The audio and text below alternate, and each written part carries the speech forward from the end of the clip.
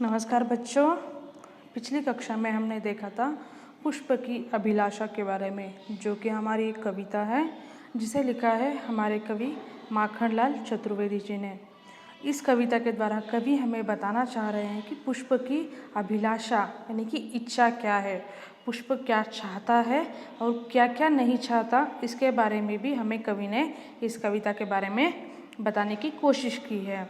तो मुझे आशा है कि आप सबको इस कविता के बारे में समझ में आ गया होगा। तो अभी हम बढ़ेंगे हमारे व्याकरण की तरफ, यानी कि ग्रामर की तरफ बढ़ेंगे। तो शुरू करें बच्चों। अभी आप यहाँ पे स्क्रीन पर देख सकते होंगे कि हमें यहाँ पे कहा गया है कि इन शब्दों के लिंग बताइए। तो यहाँ पे लिंग कितने प्रकार के होते हैं? 3 प्रकार के होते हैं, पुल्लिंग, स्त्रीलिंग और नपुंसकलिंग। तो यहाँ पे हमें शब्द है गहना। गहना यानी कि आभूषण, ज्वेलरी जिसे हम कहते हैं, उसे हम कहते हैं गहना।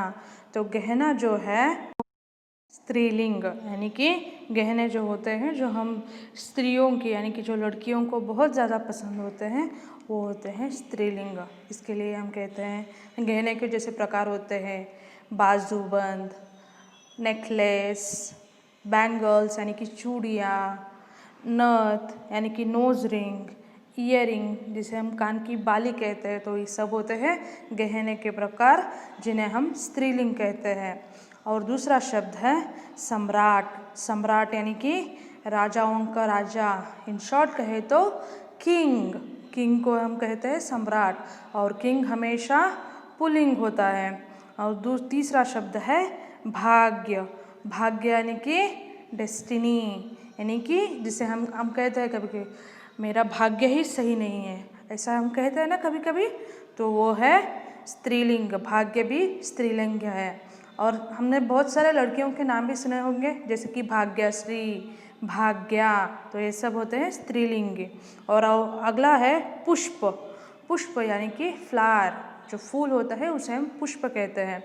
और ऑफकोर्स पुष्प जो है वो नपुंसक लिंग है।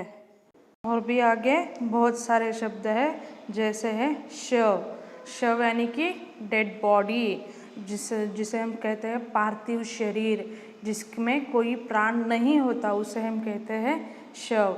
शव अभी शव पुल्लिंग भी हो सकता है, स्त्रीलिंग भी हो सकता है। अगर हम महिला का शव कहेंगे तो होगा स्त्रीलिंगी, और किसी पुरुष का शव या फिर आदमी का शव कहेंगे तो हो गया पुल्लिंगी। तो इसलिए शव का कोई डेफिनेट लिंग ऐसा कुछ नहीं है। और आगे है पथ।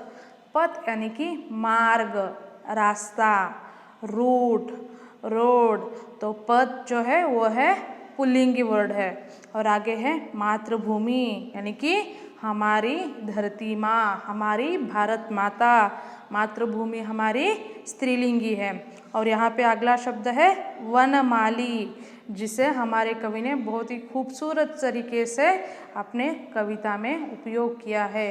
वन यानी कि जंगल, माली यानी कि वो इंसान जो फूलों की देखरेख करता है, जो गार्डन की देखरेख करता है, उसे हम माली कहते हैं। तो यहाँ पे वनमाली जो है वो है पुल्लिंगी शब्द।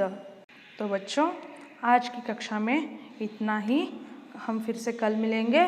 आपको इसके रिलेटेड जो भी होमवर्क यानी कि जो गृहपाठ होगा वो मैं आपको मैसेज कर दूँगी। तब तक के लिए धन्यवाद और बाय।